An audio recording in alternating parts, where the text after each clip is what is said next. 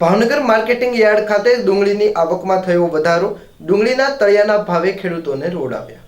ગરીબોની કસ્તુરી ગણાતી ડુંગળીએ સરકારની નીતિને લઈને આ વર્ષે ખેડૂતોને રાતા પાણીએ રોવડાવ્યા હતા। ભાવનગર શહેર એ ડુંગળીનું ખાસ કરીને હબ ગણવામાં આવે છે, ત્યારે ભાવનગર જિલ્લામાં મહુવા તાલુકામાં ડુંગળી પકાવવામાં અગ્રેસર સ્થાન ધરાવે છે। પરંતુ આ વર્ષે ડુંગળીની સિઝન પહેલા સરકાર દ્વારા ડુંગળી ખાવાવાળા વર્ગને ધ્યાને લઈને ડુંગળીની નિકાસ પર પ્રતિબંધ મૂકી દેવામાં આવતા ખેડૂતોની ડુંગળીના ભાવ તળિયે પહોંચ્યા હતા। ડુંગળીના પ્રતિબંધ મુદ્દે શહેર જિલ્લાના મહુવા, પાલીતાણા, તળાજા, સિહોર સહિતના તાલુકાઓમાં ખેડૂતોએ ઉગ્ર વિરોધ કરી પ્રદર્શન પણ કર્યું હતું, છતાં કોઈ નિર્ણય ન આવ્યો।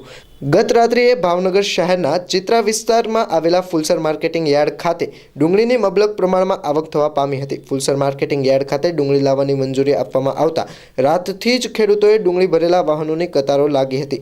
2 થી 3 કિલોમીટર લાંબી લાઈનો લાગી હતી। જોકે યાર્ડમાં ડુંગળીનો ભરાવો થતાં નારી ચોકડી ખાતે સબ યાર્ડ ઊભું કરવાની જરૂરિયાત પડી હતી, જેમાં ડુંગળીની 2 લાખ ગુણીની મબલક આવક થવા પામી હતી। વર્તમાન સમયમાં ડુંગળીના ભાવ ઓછા હોવા છતાં ડુંગળી બગડી જવાની બીકે ખેડૂતોએ વેચાણ અર્થે લાવવા મજબૂર બન્યા છે।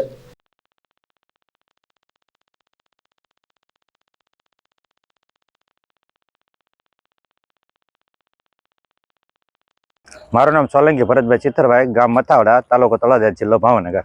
જો અત્યારે હાલમાં હું 140 થેલા લાવ્યો છું, બરાબર। જો એમાં કળીના છે 80 થેલા અને 80 થેલા છે માઇકોના।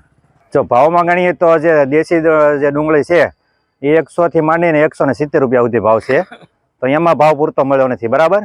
અને માઇકોમાં ગણીએ તો માઇકોથી 180 થી માંડીને 220 સુધી ભાવ છે, 270 સુધી, એમાં પણ પૂરતો નફો મળ્યો નથી। અને સોંપાવણનો ખર્ચ ગણીએ તો દેશી ડુંગળી જે સોંપવાનો ખર્ચ ગણીએ તો 300 રૂપિયા જે દાડી હતી એને 400 રૂપિયામાં સોંપાયું છે આપણે।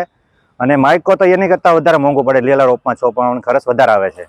જો કળી ગણીએ તો 250 થી માંડીને 300 રૂપિયાનો ભાવ જે લાવ્યા હતા, તો સરકાર અમે આપણે ચૂંટણીને લક્ષ્યમાં રાખીને સોપાણ વધારે કર્યું છે, તો એવું ગણતરી હતી કે 400 રૂપિયા મિનિમમ ભાવ રહેશે। કળીનો ભાવ હતો 300 રૂપિયા, એને બદલે 500 રૂપિયા દઈને સોપાણ કર્યું છે આપણે।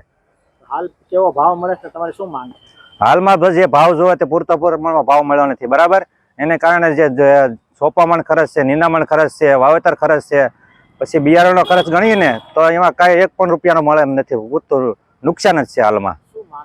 માંગ એ છે કે જો 400 થી માંડીને 500 રૂપિયા મિનિમમ બજાર ભાવ હોય તો તેમાં 10 પૈસા મળે એમ છે ખેડૂતને, બાકી ખેડૂતને અત્યારે રાતામણી રોવાનો વારો આવેલો છે। નરેન્દ્રસિંહ ગોયલ, પ્રમુખ માર્કેટિંગ યાર્ડ વેપારી એસોસિએશન ભાવનગર।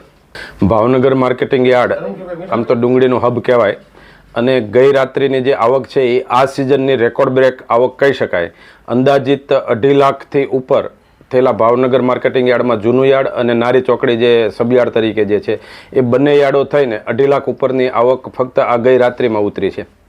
ખેડૂતોના સંતોષની વાત કરીએ તો ખેડૂતોને જે ઉત્પાદન ખર્ચ છે એ પણ અત્યારે ન નીકળે એવી પરિસ્થિતિ છે, એ ચોક્કસ છે, પરંતુ એમને પોતાનો માલ વેચવો હોય એ પણ એમની મજબૂરી છે। એટલે ન છૂટકે જે કાંઈ માલ તૈયાર થયો છે, કારણ કે આ માલ સ્ટોક કરી શકાય નહીં, સંગ્રહ કરી ન શકાય, એટલે ખેડૂતોએ આ માલ ફરજિયાત વેચવો પડે છે। અને ખેડૂતોના ભાવની અપેક્ષા જે છે એ 300 રૂપિયા જેવો તો એને ઉત્પાદન ખર્ચ આવતો હોય છે, અને અત્યારે 125 રૂપિયાથી શરૂ થઈને 250-60 રૂપિયા જે માલ વેચાય છે, એટલે સ્વાભાવિક છે ખેડૂતને જે અપેક્ષા આશા હતી એ આમની અંદર પરિપૂર્ણ થતી નથી।